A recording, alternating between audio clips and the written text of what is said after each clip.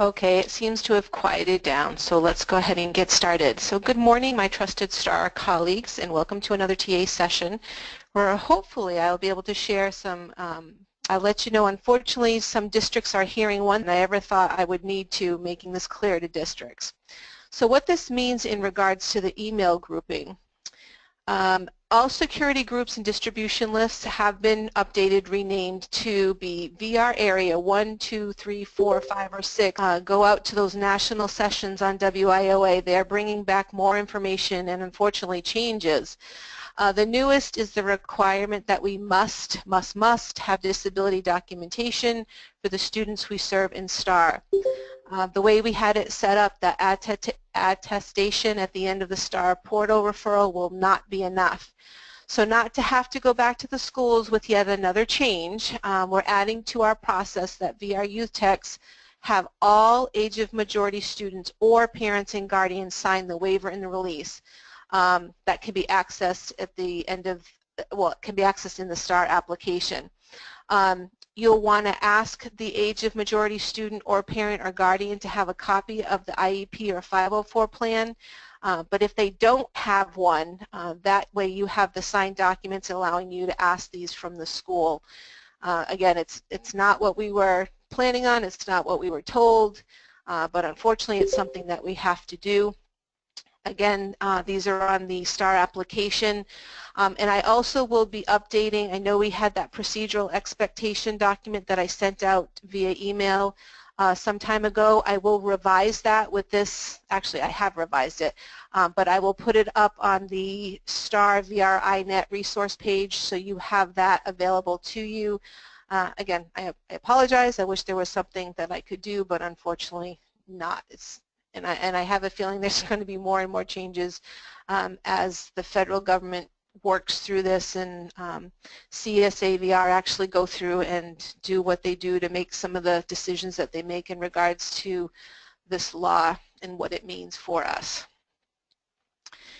In addition to that revised procedural expectation that will be added, you can now find the question and answer guides from November 10th and 18th on the VR iNet section of our page.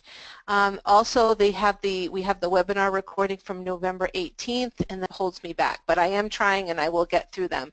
I do want to also get back to all those schools that I contacted prior to Thanksgiving within this next upcoming week, because it is my goal to have everyone on board, fingers crossed, by the end of the month before we actually leave for Christmas, or they leave for Christmas break. We now have 14 schools who have identified school district representatives for their districts. Some may have many SDRs identified and other districts only have a few. I am getting back to some of those districts that have only identified one or two to make sure that they understand the responsibility that that's putting on that either one or two people. And what I am anticipating, although most of them say, yep, that's who we want, I'm anticipating that once we get more referrals to come in, that they will see that they're going to need to add some additional people to their list. If you are going through the STAR portal and you're experiencing any difficulties, and I will tell you that one of the supervisors has had an issue with accepting the referral, you're going to need to submit a FITS request, and what you'll need to do is take a screenshot of what it is that you're seeing. This will help them here in IT to understand what the problem is. Again, there have been a couple of issues, so if you do experience anything, of course, please let me know, but I will tell you what I'm telling you now, that a FITS ticket will need to be, or a FITS request, sorry, will need to be submitted, but the screenshots will be kind of your saving grace, because this way they'll know exactly what you're talking about in your request. Because I love spreadsheets so much, I have created a tool that will hopefully be useful to you. This expansive spreadsheet, otherwise known as the school/VR units, includes unit assignments by area and unit and identifies the schools within each district and will provide you contact information for the school district representatives at each school. In addition, you currently have the address and phone number of each school, what grades are included in the school, information as to whether it is a charter or magnet school, the setting. So for instance, if it's a virtual school, the DJJ program, whether it be residential or non-residential, etc. This might be more information that you need, but I thought it would be better for you to have more than not enough. And if you do want to know who the point of contact is for your district, please let me know. As I've mentioned before, I kind of am that primary contact for the point of contact at the school district, but if you'd like to have that information anyway, you can just reach out to me and I'll be happy to share that with you. I'll also let you know that we have had a number of private schools contact me to have them added as their own point of contact, so they don't have to go through the public school. I will have them added to this, the spreadsheet as well shortly. As I'm calling the ESC directors to provide additional information on STAR, as well as providing any assistance in setting up their point of contact accounts, I am offering each district an opportunity for one-on-one technical assistance, where I will host a conference call with their district and also invite the VR youth techs who are in that district or who serve that district. I'm getting a lot of questions, and I'm sure others have, but the ESC directors have told me that many of their staff tend to ask more questions when they're comfortable and they know who is, who's going to be in the room. So I don't mind doing this for them, especially if this is going to help them get on board and become confident and comfortable in the process, and then which will, of course, increase the referrals that we get. I will, though, host a group SDR session after the new year, but I am making these kind of personalized one-on-one, if you will, sessions available. In addition to the personalized communication that I've been having with school districts, I have been offered an opportunity to be a part of the ESC and Student Services Director's monthly call. I know I mentioned this last week, or last time we met actually, but I have been invited, and the date of the call is going to be December 15th. As you know, that this will continue, or as we hope, this will continue our school district engagement effort by helping those districts who might be a little bit hesitant or maybe kind of not necessarily real eager or enthusiastic to get started with this effort, that BEES is behind the work, the STAR work, and WIOA and the pre-employment transition services. So I really think this is going to be helpful to the cause.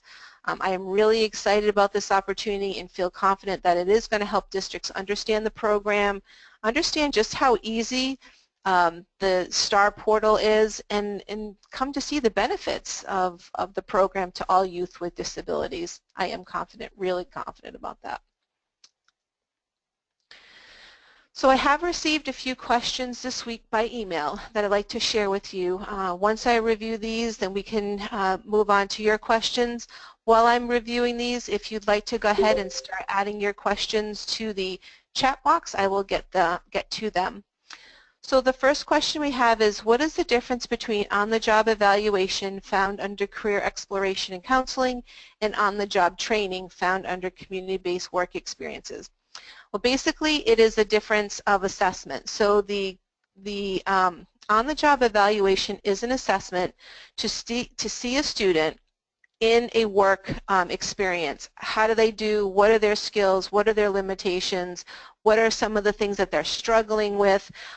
Although I mentioned in the PowerPoint that I made for you guys as far as what these different things are, it is an assessment that takes place over a couple of days, but usually within a week. It is not where the student is getting trained on anything. It truly is an opportunity for the evaluator to be able to identify those things that I mentioned. Then with this information, you're able to, or they are able to, then develop a work experience which includes the training piece, which includes the things that will help the students learn what it is that they may have been lacking or things that they may not have been comfortable with that were discovered in that assessment in the career exploration I'm sorry, in the on-the-job evaluation. The community-based work experiences are those hands-on work experiences, again, where they are practicing skills, where they are able to build those relationships. They will most likely be much longer than just a couple of days, as the assessment is, at least we hope. And again, as a reminder, it's a minimum of 24 hours for these community-based work experiences because we want the students to get the most out of them as possible. The next question is, who is responsible for developing the vendors? So we have been doing a lot of outreach work. I know the directors have been doing that, and I know we've been doing it here to try to get as many vendors as possible on board with these pre-employment transition services. I know the word's getting out there because I'm constantly getting calls from vendors. If you know of any vendor who may be interested, then please give them the information, and that information can be to contact me, and I can share with them where it is that they need to go. But I think the first thing you're going to want to let them know is that they want to go to the rehabworks.org page. On the left-hand side, there's that vendor section, and then there's another section for new vendors, and that will provide them some documentation as far as what they need in order to be able to become a vendor for VR. That document there has a lot of information. I'm actually learning a lot from it as I go through it. But we do have a primary contact over in contracts that I can give them their name, give them her name, and that's Adeline Norwood. But I would prefer to be able to provide that information to them. If you can, just give them, kind of direct them towards the website and give them that information, that would be great. Again, thinking about the school districts, I am still really trying to enforce with the school districts the benefit to them of becoming vendors. I know this doesn't always make the vendors real happy. In fact, I think it has scared a few of them. But we want to give students as many opportunities for choice as possible, and the school districts certainly would do this. The other thing I've shared with school districts, if they know of anyone who may be interested in becoming a vendor, someone that they maybe work with, to please let us know.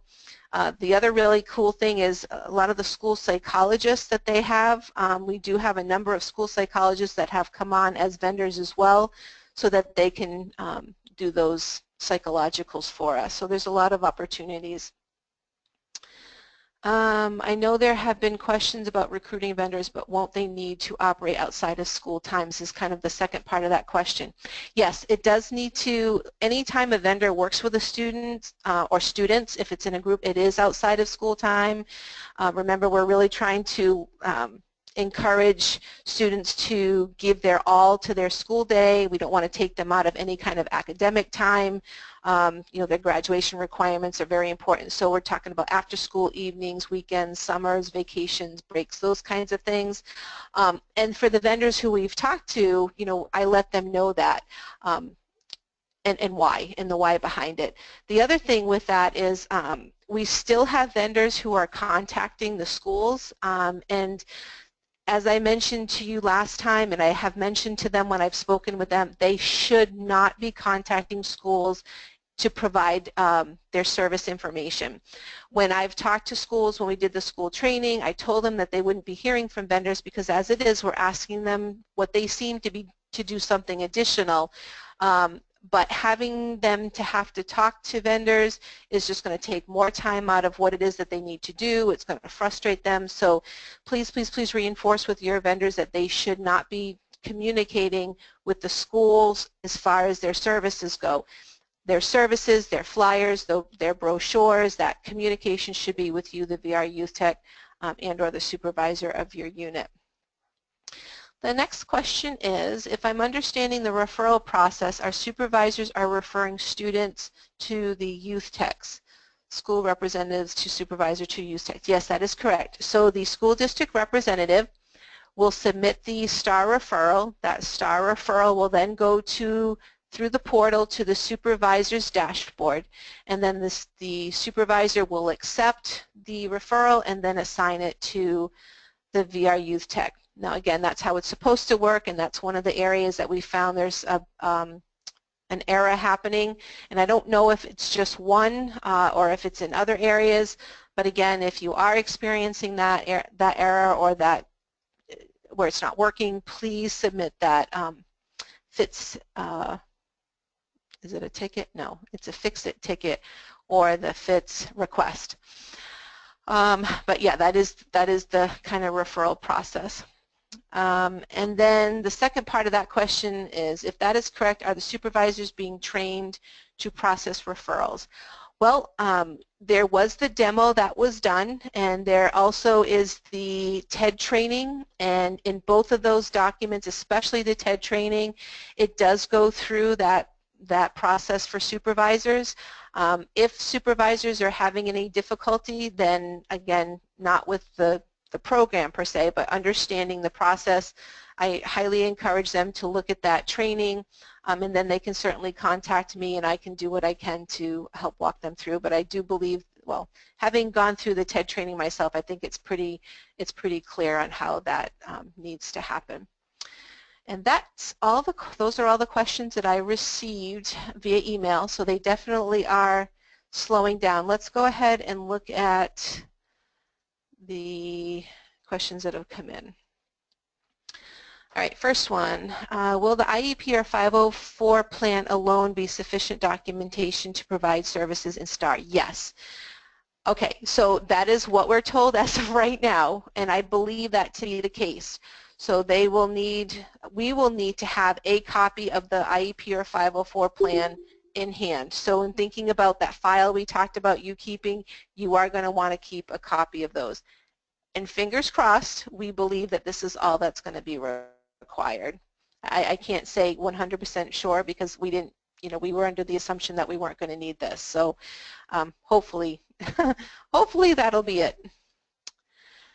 Okay, next one. I think that would be a fix-it request, not FITS, unless they told you that specifically. Yes, I was told by Sunny that anytime that there's an issue with the STAR application as far as there being a problem with it, that it needs to go under FITS, F-I-T-S. Thank you, Brian. Could you speak on the documentation needed again? We need medical records, IEP or 504. Nope, we don't need medical records. All we need is that 504 or IEP. When we think about what the schools, and you may not necessarily know, but when the schools make an identification and then an IEP or 504 is written, they will use assessments, and for a 504 a lot of times they'll use medical records or reports that come from doctors. If they feel that that documentation is sufficient, then and when they create the IEP or 504, that should be sufficient for us as well when it comes to STAR. That's obviously not the case when it comes to eligibility for VR, but for STAR it should be. So again, IEP or 504 should be enough. Okay, so would you please discuss the process for Broward County Schools to input referrals, and will it be done differently? Okay, so as of right now, I really don't want to comment on Broward. We're in the process of looking at what can be done.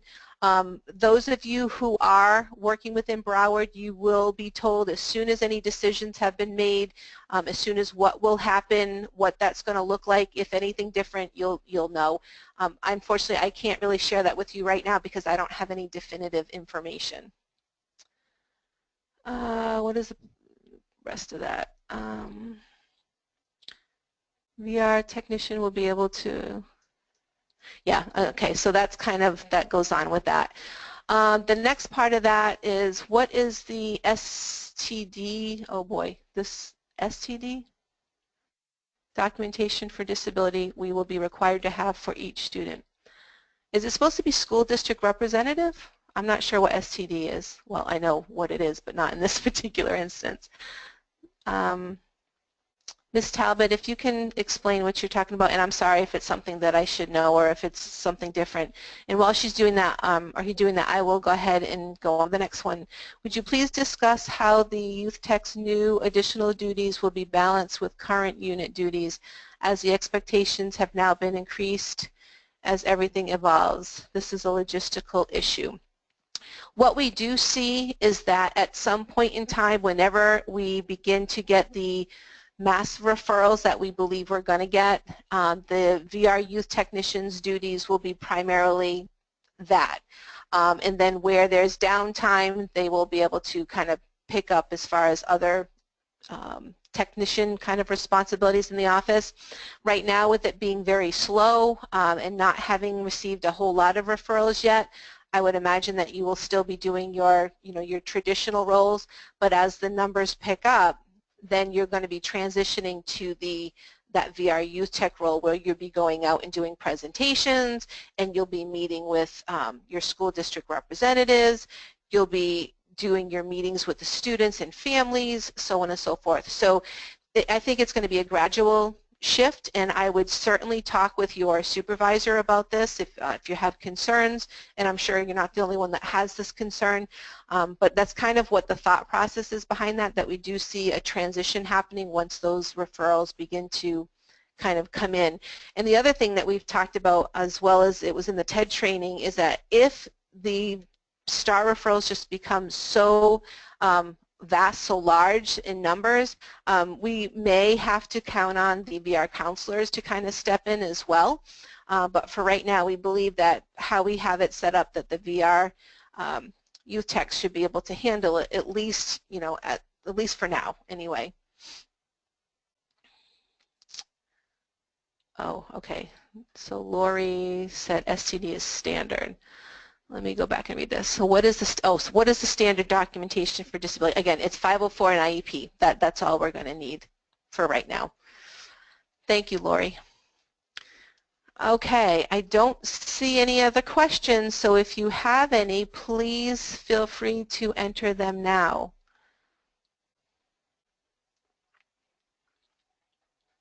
Does anyone have any good stories of things that have been happening, maybe presentations that you've done or students or school districts that you've talked to? It would be awesome to hear some success stories as well.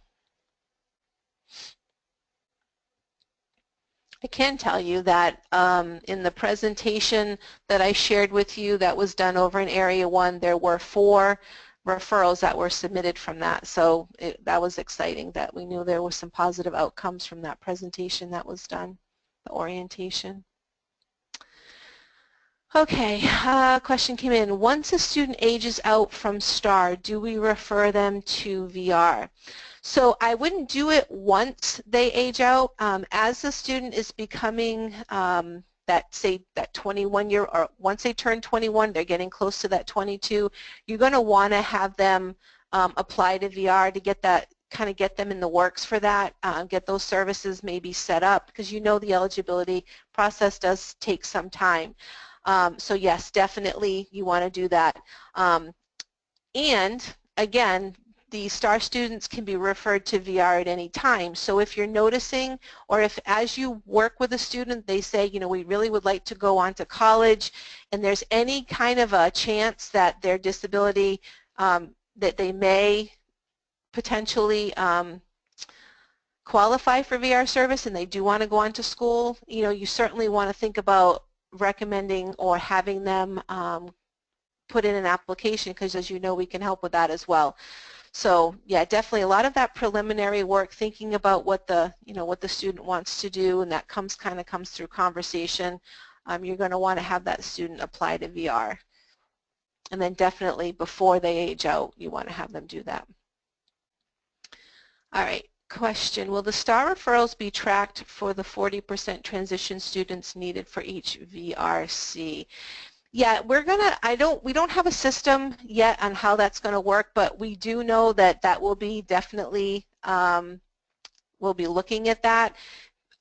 I don't know exactly how it's going to be tracked though, but that is a good question, and certainly something that we are looking at. Our planning and performance, we've been in contact with them. I know the RSA 911 folks are all kind of working on how we're going to track and how this is going to be reportable. So I don't have a specific answer, but I know that's part of the conversation, and I know they're looking at finding ways to do that. Okay, I know that's, okay, so not STAR techs. I know that VR youth techs are not allowed to do the authorization for these services. Vendors providing pre-ETS for our students. So what my recommendation has been in the past, each area has their own list, and I believe it's on your VR INET page. But each office should also have a list of all of the providers in your area for your particular unit area. You're going to want to look at that, and if you don't or can't find it or don't know where that is, then ask your supervisor. They should be able to guide you to that document. You also have a contract liaison for your area, and if all else fails, you can always check in with him or her, and they'll be able to provide you with that information. As it's been explained to me, anytime there's a new provider that comes on board, that list is submitted to the contract liaisons so that they know as people are getting added. Unfortunately, I don't have that information. I've asked if there's a way for me to get that so I can share that with you, but was told no, unfortunately. Okay, so would you please explain the STAR program for students that have already graduated from high school regarding recent information we received via email? Sure, I'd be happy to. So when we got the STAR information originally, or not the STAR, but when we got the WIOA information originally, we were told that as soon as a student exits or graduates from high school, that the pre-employment transition services under the Y code would end. However, again, with these changes that we're getting from CSAVR, a student is able to continue in the pre-employment transition services if they start while they're in high school until they turn 22. That's whether the student goes into post-secondary education or training or if they go right into a job. So if you have a student who's in STAR currently and they are, either doing PPTs or they're doing their work experiences, whatever the case may be, they can continue those pre-employment transition services until they turn 22. Doesn't matter if it's post-secondary education, training, or work, it doesn't matter.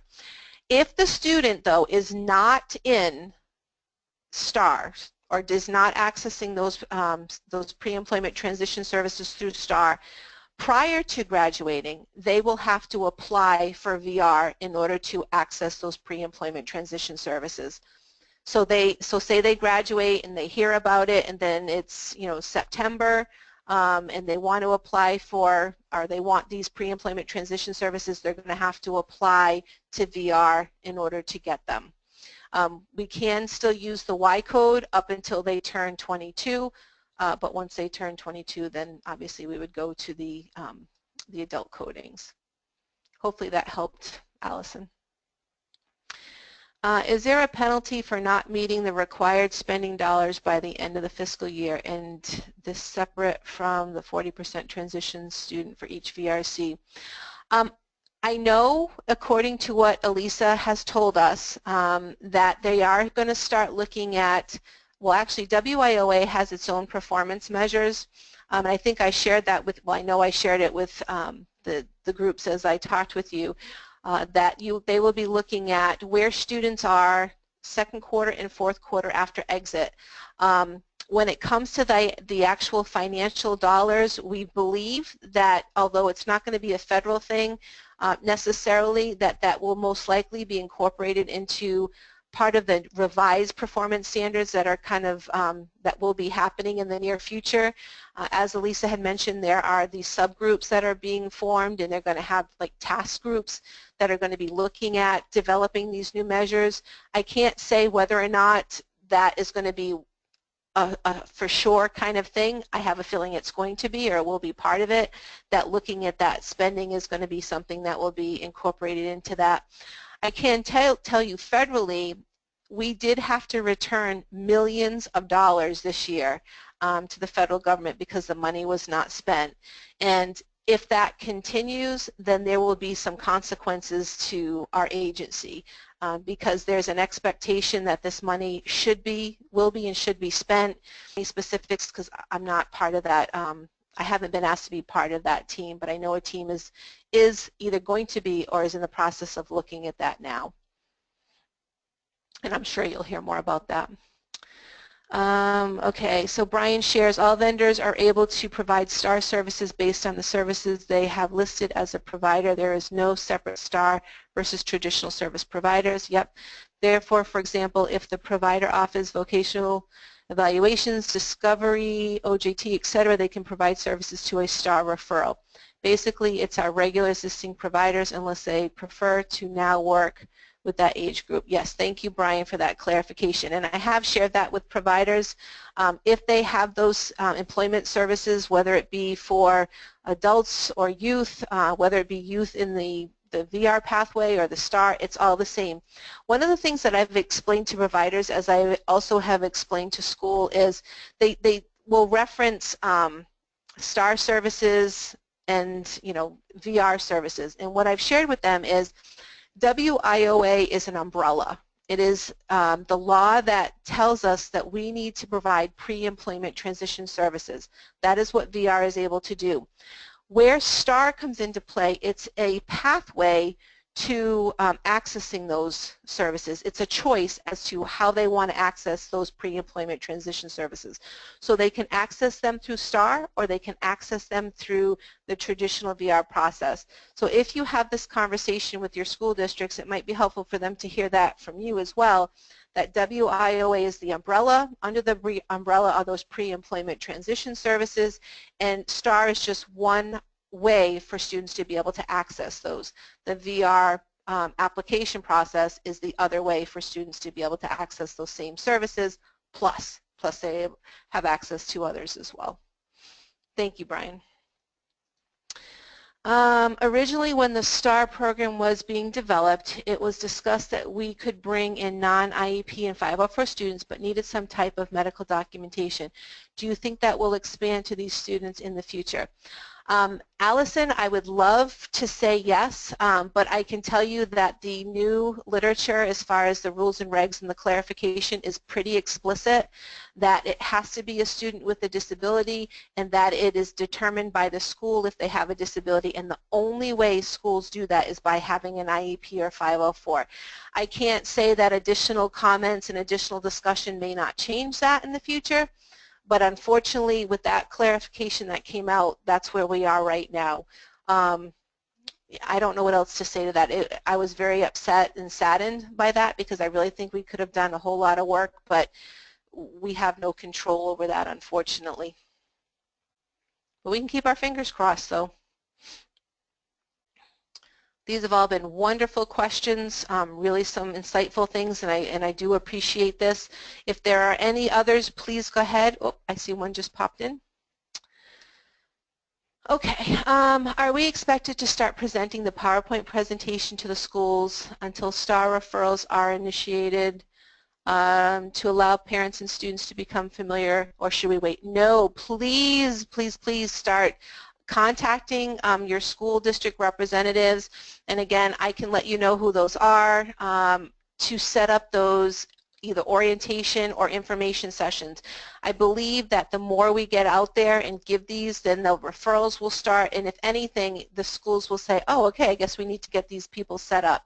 So please don't wait. I mentioned that last time we met to go ahead and get started doing these sessions. The presentation that I gave you is just kind of something to use. If you want to tweak it or tailor it to your style, please feel free. But yes, get yourselves out there. As far as information goes, I have been told that all offices, the primary contacts for Rachel, have received the brochures for well, the newest brochures. It's called Building Careers for Student Transition Students. If you don't have them, please ask around in your office, but let me know, and then I can ask Rachel to have more sent out to you. All of the school district representatives, the ESE directors, I'm sorry, did receive copies. At least they were sent out. If you find that people are saying they don't have them, again, let me know, and I will send them to you, and we'll kind of not send them to the ESE director because it could very well be that they're not getting the mail. So we'll send them to you so you'll be able to hand them to them. But yeah, you want to definitely have those available as well. And the other thing to think about is At those orientation or information sessions, in addition to the information, you're going to want to know who the school district representatives are so you can share that information with the parents and the students so they know who to go to. And also, if it's a student who might have any kind of an interpreting need, you know, say for instance they're going to need an American Sign Language interpreter, think about who in your, like, what is your normal process for setting up an interpreter, and then think about jotting their names down, because that is a person who most likely you're going to want to talk to that interpreter about as far as getting that, if they end up signing up through STAR, having that person available for that intake meeting. Okay, we never received the brochures here in the Osceola office. Okay, Eileen, so I will let Rachel know that we need to get more sent over to you, and I do apologize for that. Unfortunately, you know, when you have a lot of people doing things, you just take word that things get sent out, so I will definitely work on that for you, make sure that you get those. Thank you. Yes, and Brian also says the brochure is also available to everyone on rehabworks.org. If you go on to the transition youth page, then I think there's a link that says brochures, transition brochures. It's on that link. It's also available if you go to the STAR page. It's also available there. Then you can print them off. I don't know about you, Brian, but I've tried to print off those things and it never comes out the way that Rachel does. I get them upside down or backwards or something. I'm sure I'm doing something wrong. Would you please email us the spreadsheet and the list of school representatives? So the spreadsheet is on the VR INET page, so I'm going to have you do that. As far as the school district representatives, if you want to contact me personally, I will certainly give that to you, because I'm in the process of adding all of these onto that list, and there's a whole lot of you, so that would be a whole lot of emails. So if you want that information specifically to you, email me and I'll give that to you. But in the meantime, I'm going to be adding them all to the that spreadsheet so you can access it on our VR INET. Where there'll be training for the the VR youth techs in person via webinar. So all of the training for the VR youth techs has been done. The official training has been done. There was the demo that was done. There was the TED training that was done. All of these calls have all included information that hopefully they have. So Allison, with all of that, I kind of feel that the official training is done. If there's any VR youth tech that's having any difficulties or issues or questions, they're more than welcome to email me, call me. I'll be happy to talk them through, walk them through whatever it is that they need. But as far as any official training or webinar, that's kind of all been done. But that's why I'm doing these calls, they're not really calls, or the TA sessions, is to provide any information and then also be able to answer any questions that they may have then. I do hope that's enough. Can we photocopy brochures as well? Yeah, of course you can. You can certainly do that. That's fine. I also did not get any brochures. Okay, so Susan, I will check on you. Susan, can you let me know what unit you're in so I can get those out to you? I'd appreciate that. And I know I have a list somewhere, but I don't have it right in front of me.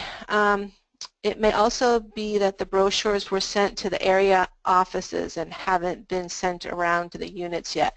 That is possible, Lori, because when I checked with Rachel earlier, she said that they were all sent to her contacts, and I'm not really sure who those contacts are. So it's possible. That's why I said if you want to check around maybe and ask, but if you're being told no, I don't mind sending you more. I was told that brochures were sent to the schools, not the VR offices. So Tammy, they were sent to both. So I sent them personally to all of the school district ESE directors, and Rachel's group sent them out to the offices. So originally I sent all of the brochures out. Those went out first to the schools, and then because there was only a certain number that came in, and then once we got the big delivery of all the rest of the brochures, they were sent out to the offices, or they were sent out to the, I don't know, offices areas, but from what Rachel said, they were distributed to the field. Where do we find a PowerPoint? Suzanne, I'm assuming you mean this PowerPoint, and if it is this one that you're referring to, I will have it uploaded on the VR iNet page. In fact, let me take you to that now. Where's my mouse? I'll bring it over so you guys can see it.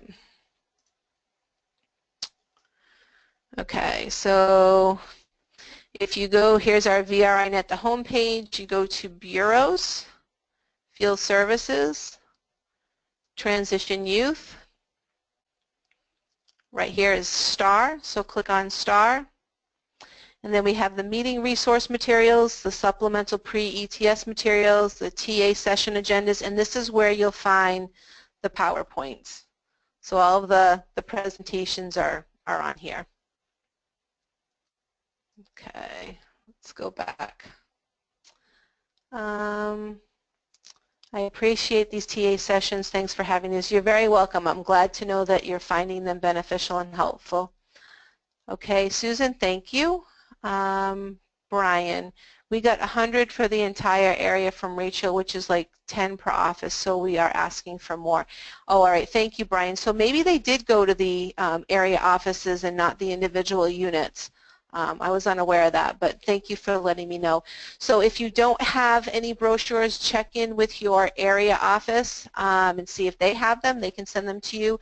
But as Brian mentioned, if all you got was 100, that's certainly not going to be enough. So you'll definitely have to request more.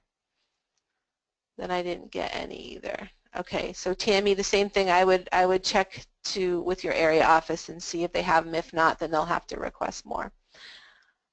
Oh, I'm wondering about the PowerPoint for the school presentation. Okay, so Suzanne, let me bring my thing here back. If we go to rehabworks.org, and let me make this bigger, and we go to Transition Youth, you'll see right here there's STAR Training right here. So click on STAR Training, and here you'll find the webinar for the school district that was recorded. Then the PowerPoint is also there, and then we also have the question and answers guide, and these all came from the questions that were received by the school district. So we have this for not only VR staff, but I've also been sharing this information with school districts so they have something to go back to in reference, not only for the points of contact, but also for their school district representatives. Thank you. Okay. Well, it looks as though that's the last question. So I'll give you guys a couple of minutes. Oh, nope, there comes another one. Oh, thank you. You're welcome, Suzanne. Well, I'll go ahead and I'll finish up. I want to wish you all a very, very wonderful week, a wonderful weekend. I'm not sure if all of you have any plans, but I want you to enjoy your time, get out there, talk with the schools. If you're having any issues or concerns, please let me know. This definitely is a collaborative effort, and I need you. It's all, yeah, everyone has a huge part to play in this. So we'll keep doing our best to get out here and do what we need to do. But I'm available to you. I'm available to the schools, and hopefully you know this by now. I am more than happy to do whatever I can to help you guys out. So thank you all very much, and I hope you have a wonderful weekend.